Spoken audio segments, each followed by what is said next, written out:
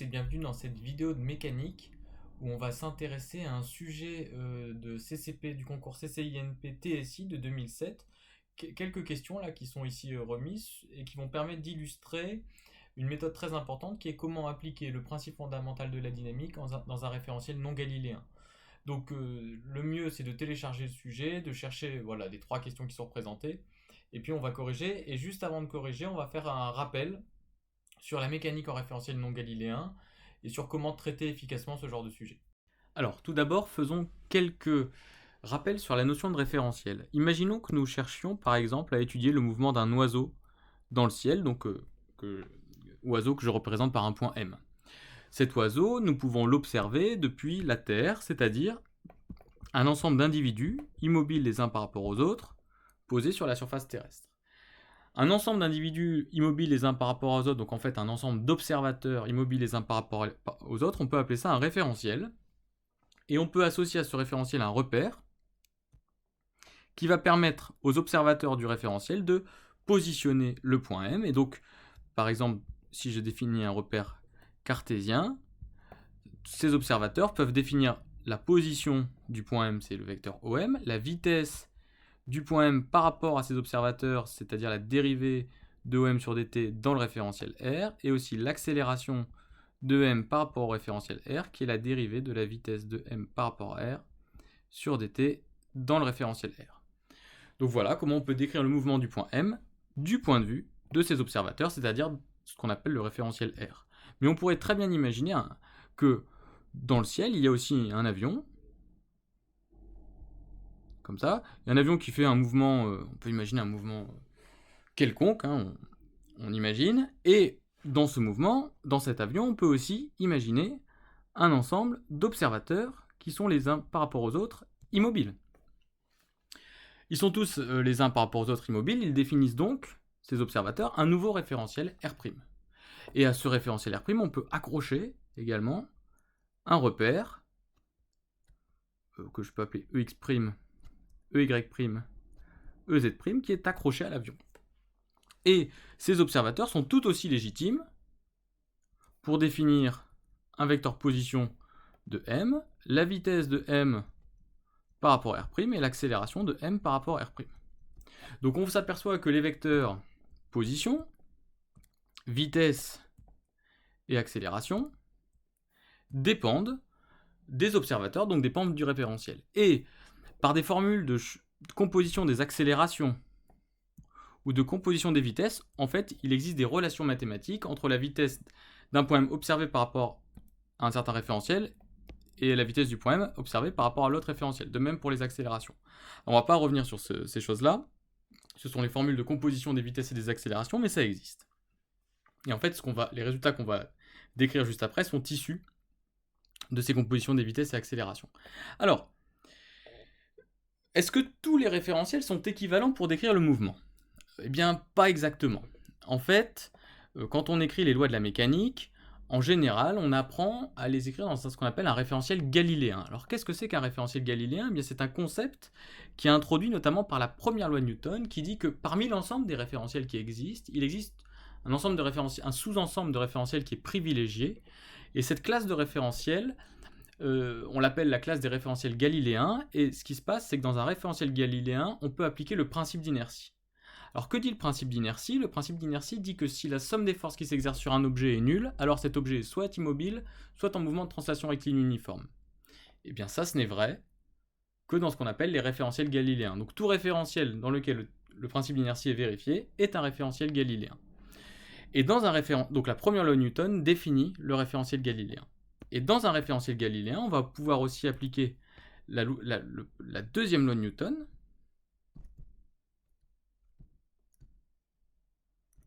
que vous connaissez, que vous avez appliqué dans le référentiel galiléen. Donc en référentiel galiléen, qui dit que la masse fois l'accélération du point M qu'on étudie dans un référentiel galiléen, donc imaginons que je prenne un référentiel R galiléen, c'est égal à la somme des forces extérieures qui s'exercent sur le point M.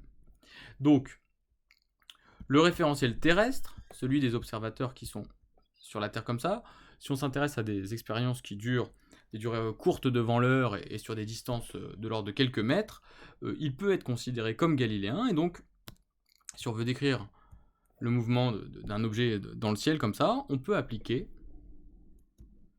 la seconde loi de Newton. Mais parfois, pour des raisons pratiques, on aimerait l'appliquer, cette seconde loi de Newton, dans un référentiel non galiléen. Et donc, que fait-on si on veut travailler dans un référentiel R' non galiléen?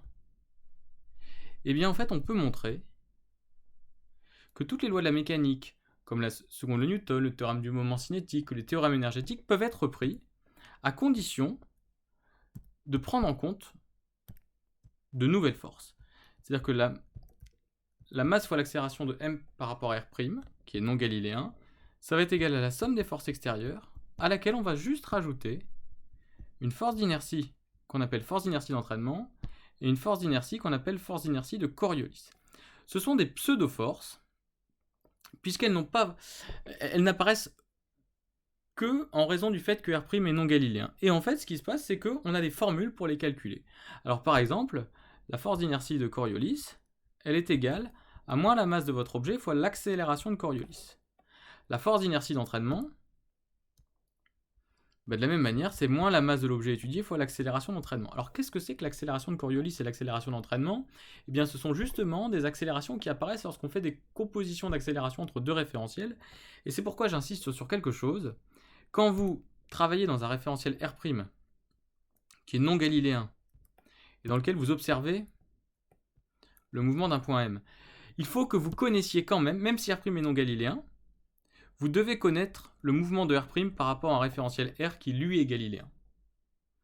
C'est-à-dire qu'on va étudier le mouvement de M dans R', c'est-à-dire observé par des observateurs accrochés à R' non galiléen, mais il faudra quand même connaître le mouvement de R' par rapport à un référentiel R galiléen. Et dans ce cas-là, on va pouvoir calculer la force d'inertie de Coriolis et la force d'inertie d'entraînement. Alors les formules à retenir pour les accélérations de Coriolis et d'entraînement. L'accélération de Coriolis, elle est toujours égale à 2 fois le vecteur rotation du référentiel R' par rapport au référentiel R, vectoriel la vitesse du point M dans le référentiel non galiléen, R'. Ça, c'est l'accélération de Coriolis. C'est une formule générale. L'accélération d'entraînement, il y a une formule générale, mais qu'on ne va pas renoter ici. On va noter deux cas particuliers. Soit si R' est en translation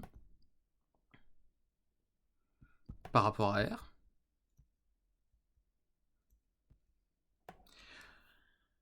soit, une autre formule qu'on va connaître, c'est si R'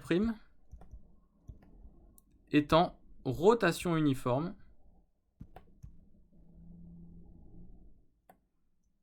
par rapport à R.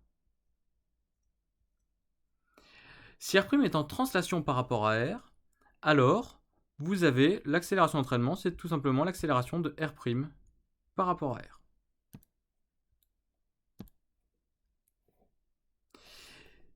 Si maintenant R' est en rotation uniforme par rapport à R, l'accélération d'entraînement, c'est moins la norme du vecteur vitesse de rotation oméga de R' par rapport à R fois le vecteur Hm où H est le projeté orthogonal de M sur l'axe de rotation de R' par rapport à R. Alors on va faire un exemple tout de suite. Alors on va prendre un exemple pour illustrer cette relation. Alors on va considérer comme référentiel galiléen de référence le référentiel terrestre. Donc ça sera notre référentiel galiléen. Et imaginons que dans ce référentiel terrestre, nous observions un plateau qui tourne à la vitesse oméga par rapport à la Terre. Ce plateau, on peut imaginer que sur ce plateau, il y a un ensemble d'observateurs immobiles les uns par rapport aux autres, ce qui fait que ce plateau peut définir un référentiel R'. Et donc en fait, on peut définir le vecteur rotation oméga de R' par rapport à R qui est comme ça. Et imaginons que sur ce plateau, il y ait un ballon, que j'appelle le point M, dont on cherche à étudier le mouvement dans le référentiel R'. C'est-à-dire qu'on veut savoir l'accélération du ballon par rapport au référentiel du tourniquet, enfin du plateau tournant. Et bien dans ce cas-là, nous sommes dans un cas où R' est en rotation uniforme par rapport à R, puisqu'on va supposer, par rapport à R, on va supposer que la vitesse de rotation est constante. Et bien dans ce cas-là, H, c'est le projeté du point M sur l'axe de rotation, donc il est ici. Et donc vous trouvez que l'accélération d'entraînement, c'est moins oméga R' par rapport à R carré, HM. Donc en fait, vous avez une accélération d'entraînement qui est comme ça. Mais ce qui m'intéresse surtout, c'est que la force d'inertie d'entraînement, c'est moins MAE, c'est M oméga carré, je ne remets pas le R' par rapport à HM. C'est-à-dire que dans le référentiel R', on observe une force d'inertie d'entraînement qui est comme ça. C'est-à-dire que les individus qui observent le point M qui est ici, les individus qui sont ici, donc c'est-à-dire le référentiel R', qui observent le point M qui est ici, ont l'impression que sur le point M s'exerce une force qui va vers l'extérieur comme ça. Et bien cette force, c'est ni plus ni moins que ce qu'on appelle la force centrifuge, qui est une manifestation du caractère non galiléen du référentiel. Et pourquoi j'insiste sur ce point? Puisque comme c'est une force centrifuge, on sait forcément qu'elle doit aller vers l'extérieur. Imaginons qu'à la place du point M, vous mettiez un autre individu. Vous savez très bien que quand le référentiel R' va se mettre en mouvement, cet individu va être projeté vers l'extérieur. Donc il ressentira comme une force qui le projette vers l'extérieur, c'est ce qu'on appelle la force centrifuge. Et bien cette force, on sait bien qu'elle va de H vers M, et non pas de M vers H. On sait bien que c'est une force qui est orientée comme ça. Pourquoi j'insiste là-dessus? Parce qu'on voit souvent des erreurs de signes lors de l'application des calculs de force d'inertie d'entraînement, alors qu'en fait, si on sait que quand on est dans un cas de rotation uniforme par rapport à un axe fixe, on doit trouver une force centrifuge, on est certain qu'ici, il n'y a pas de moins. On est certain qu'ici, c'est un plus, de telle sorte que la force est collinaire et de même sens à HM. Donc vérifiez toujours vos résultats par rapport à ce point. Et donc maintenant, ce qu'on va faire, maintenant que nous connaissons l'expression des forces d'inertie d'entraînement et forces d'inertie de Coriolis, on va faire un petit exercice où on va appliquer ces concepts. Alors on revient ici et on a un exercice qui nous est présenté, qui est un exercice du concours CCINP TSI, où vous avez un anneau, ici M, qui est libre de se mouvoir comme ça sur une tige OA, et cette tige OA est en rotation, comme ça, dans le plan XOY. Et on nous propose de mener l'étude dans le référentiel lié à la tige, c'est-à-dire comme si nous étions des observateurs assis sur la tige, comme ça, à regarder le mouvement. Alors au passage, donc appelons R' le référentiel lié à la tige. On peut refaire un schéma. Dans R', bien, le mouvement est simple, hein, de l'anneau, le point M est comme ça, vous avez O qui est comme ça, A qui est comme ça, et vous avez un point M qui peut se déplacer comme ça, le point M est uniquement en translation dans ce référentiel R'. Alors je mets juste les vecteurs de base, on a ER qui est défini comme ça, et Eθ vers le fond comme ça, on a EZ qui est un vecteur comme ça, qui est commun à la fois au référentiel R et au repère attaché au référentiel R et au repère attaché au référentiel R'. Donc voilà ce que nous observons. Au passage, R', c'est un référentiel qui est en rotation par rapport au référentiel du laboratoire. Et donc, il est clair que si le référentiel du laboratoire est galiléen, R' est non galiléen. Donc voici pour l'analyse de la situation, on a bien défini R' et R, et on voit que R' est en rotation uniforme.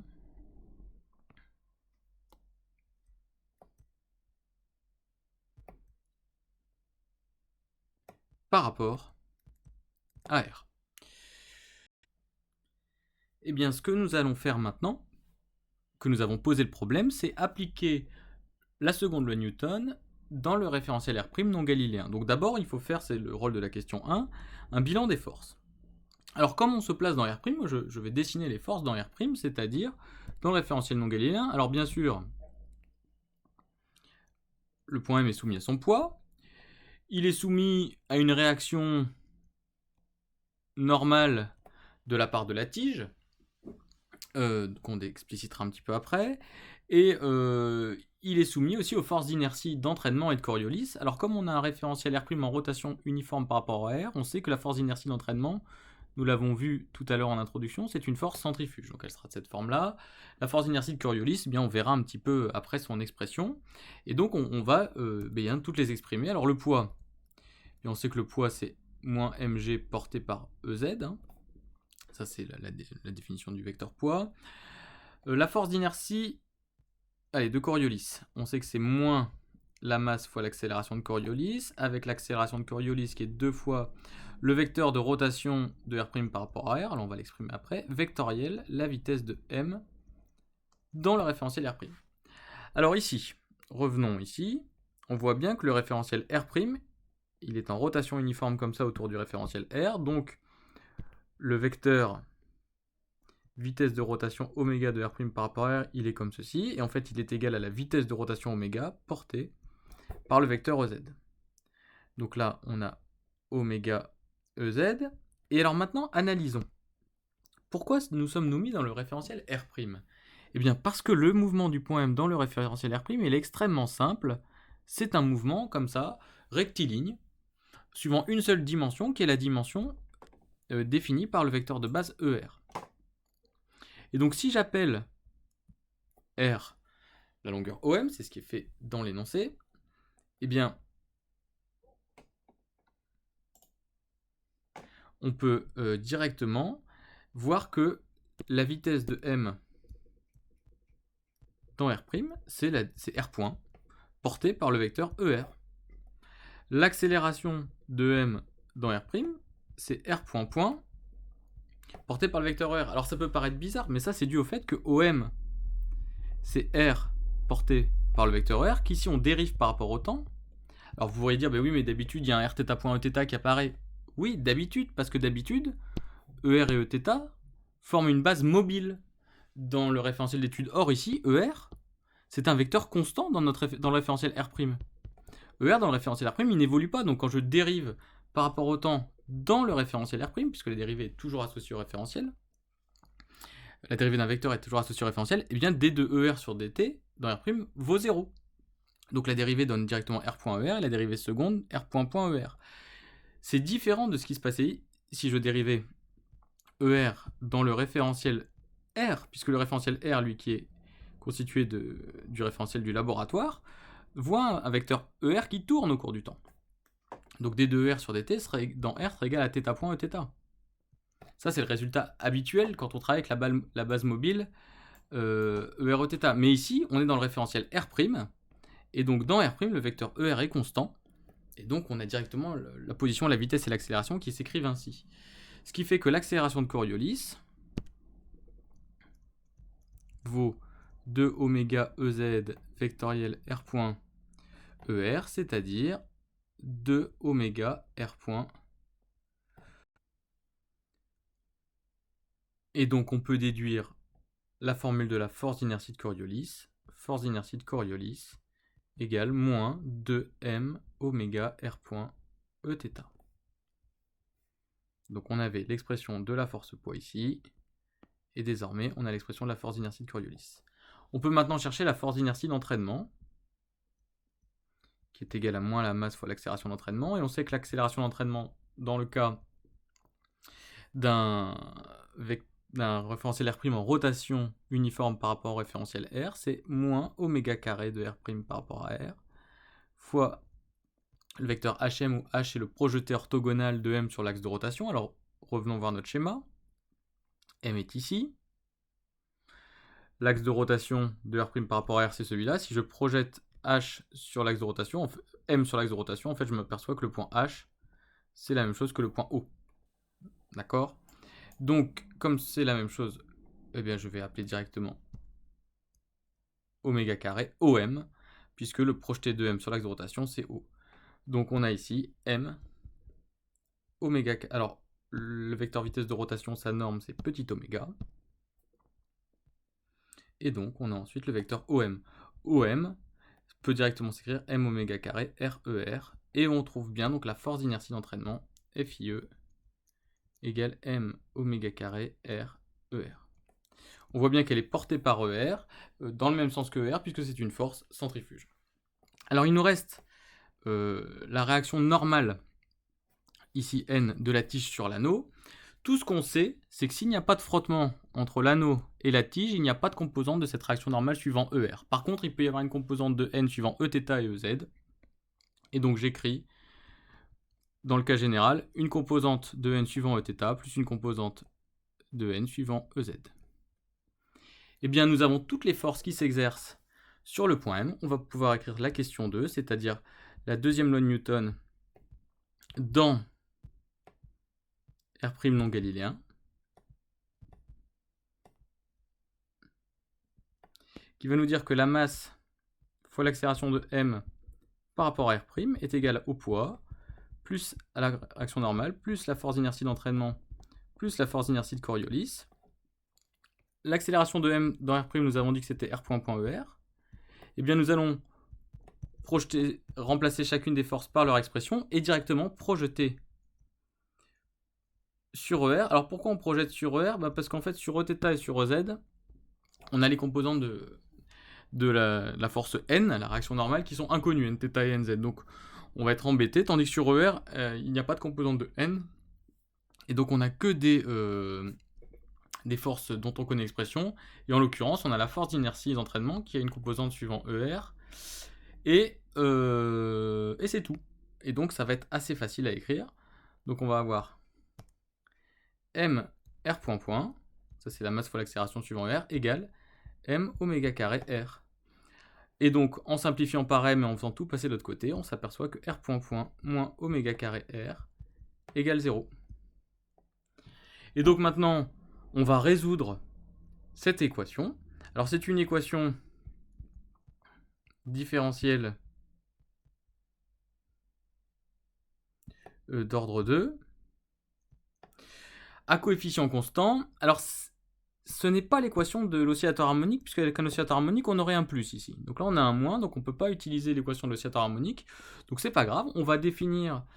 Alors, c'est déjà une équation homogène, c'est-à-dire que le second membre ici est égal à 0, donc on n'est pas obligé de chercher une solution particulière. En fait, la solution particulière est nulle.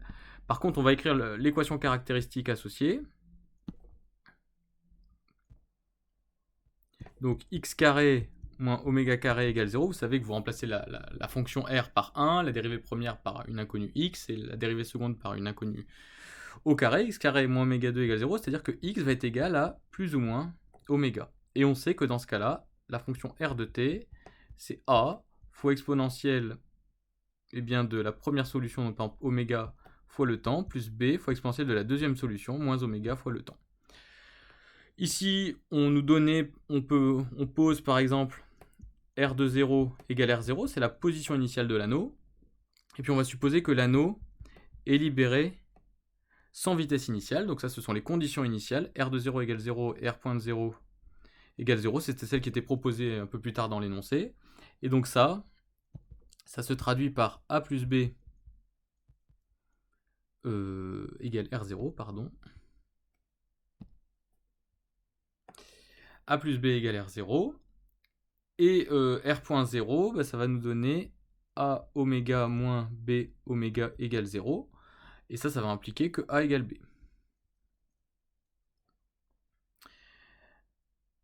Et donc, comme A plus B égale R0, en fait, A égale B égale R0 sur 2. D'où on a trouvé l'évolution de R en fonction du temps, qui est R0 facteur de exponentielle oméga t plus exponentielle de moins oméga t sur 2, et ça on reconnaît la fonction cosinus hyperbolique. Donc voilà comment on trouve l'expression de la longueur R au cours du temps. Donc je rappelle que la longueur R au cours du temps, c'est la distance entre le point O et le point M, c'est-à-dire que donc, si j'efface un petit peu pour y voir plus clair, on a trouvé que cette longueur-là, la R de t, c'était R0 CH de oméga t, c'est-à-dire que le CH, c'est une fonction hyperbolique qui va avoir cette allure-là au cours du temps, c'est la fonction chaînette. Donc R0 au cours du temps va augmenter. J'ai un peu... Voilà, comme ça. Et donc, c'est cohérent, puisqu'en fait, le point M va s'éloigner du point O jusqu'à arriver jusqu'au point A. Et on pourrait calculer l'instant auquel il arrive au niveau du point A en résolvant R0CH oméga T égale la distance OA. C'était ce qui était demandé un petit peu après. Donc voilà pour cet exemple d'application du principe fondamental de la dynamique en référentiel non galiléen. Ce que vous devez retenir, c'est que ça s'applique de la même manière qu'en référentiel galiléen, à condition de rajouter deux forces, la force d'inertie de Coriolis et d'entraînement, dont on a revu ici les expressions